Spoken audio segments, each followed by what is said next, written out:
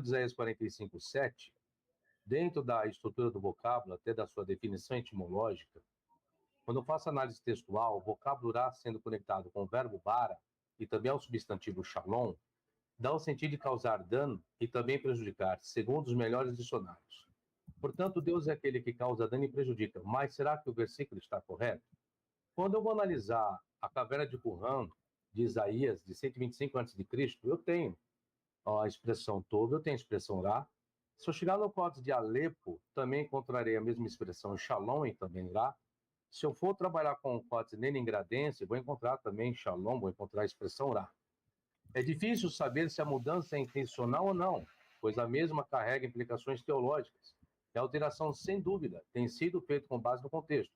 Alguns estudiosos debatem o aspecto exegético dessa variação que existe. De acordo com alguns estudiosos, a leitura do livro, como de qualquer outro texto bíblico, precisa ser visto não como um reflexo exegético ocasional e independente, mas como expoente de um sistema exegético mais ou menos coerente dentro de cada perícope.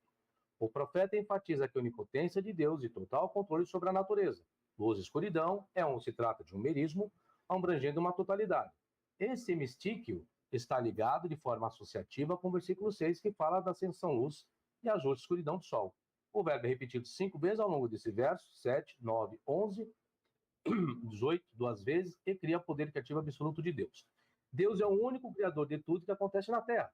A palavra é polissêmica, denotando paz, prosperidade e bênção. Por outro lado, não indica julgamento moral nesse contexto, mas sim serve como antônimo. O escriba Timeiro Qumran de Isaías substituiu com os rabinos do Talmud, que estavam hesitantes em atribuir mal a Deus, emendaram esta forma na liturgia para aquele que faz a luz, cria escuridão, faça paz e cria tudo. Quando eu faço a análise do vocábulo criar, que aí eu tenho um problema grave, afinal, Deus criou o mal? Não. Alguns estudiosos dizem que não. Mas como explicar o versículo tão claro? O mesmo que o aramaico judaico, a estrutura do verbo bara, o Pentateuco samaritano trará a mesma forma, o siríaco e o mandaico vão fazer uso da expressão berei, na relação de construto, que é criar. Já o árabe usa a forma bara, criar, da mesma forma.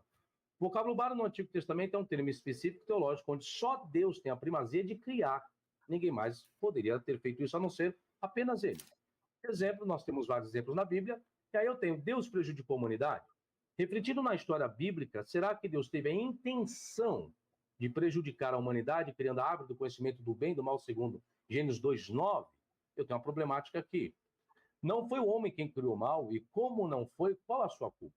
Ele apenas incorporou o que já existia. Dizem que o homem pecou porque fez uso de algo proibido, e assim desobedeceu a uma ordem, mas qual é mais fácil? Dar uma ordem porque algo existe, ou não dar nenhuma ordem por nada existir? E aí nós temos que Deus cria o mal antes, propriamente, do homem ter existido, conforme Gênesis 3:22 e 1:3. Então, se o homem teve uma queda moral, logo teve uma queda moral porque algo existiu anteriormente a ele. Se existiu anteriormente a ele, logo, dentro da concepção, tanto do bara, do mal, é a mesma relação que eu tenho na construção do livro do Gênesis.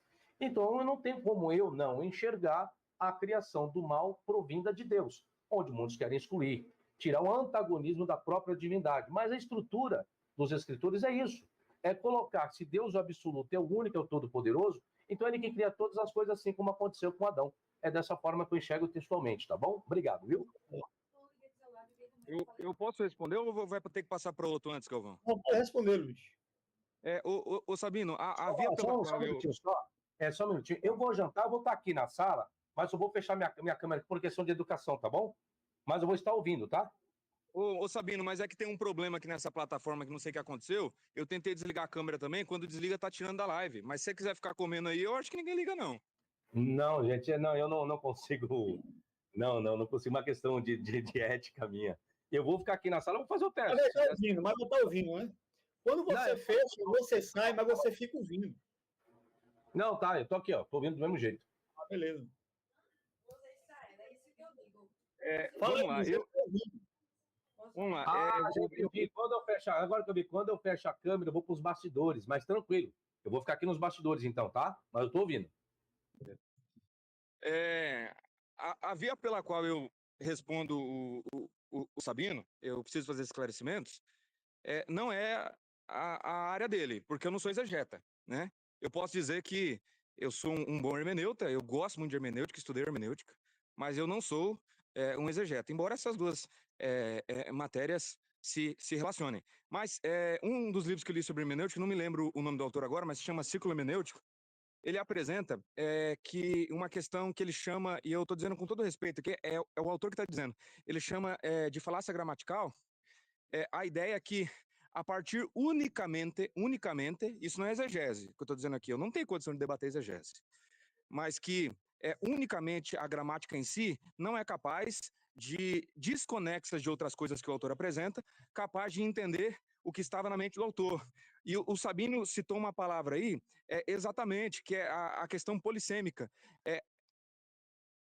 A questão polissêmica da palavra só pode ser entendida por outros aspectos que, por exemplo, Schleiermacher apresentou como o círculo hermenêutico, que é onde o todo do contexto e a psicologia do autor e o contexto cultural do autor, que não é necessariamente gramática, para escolher os significados, aspectos de algumas palavras, que é a habilidade polissêmica do intérprete, né?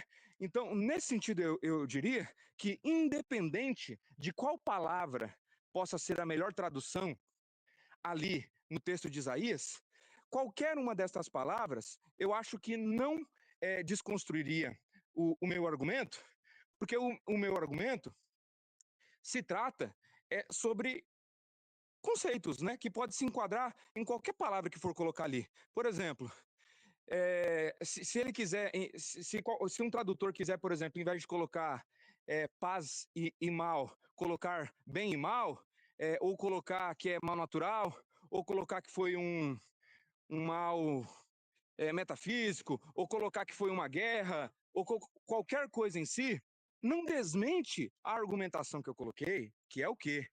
Que alguém está justificado moralmente em fazer um mal ao outro, se isso nascer de uma intenção boa, de uma intervenção necessária, e que visa o quê? O bem.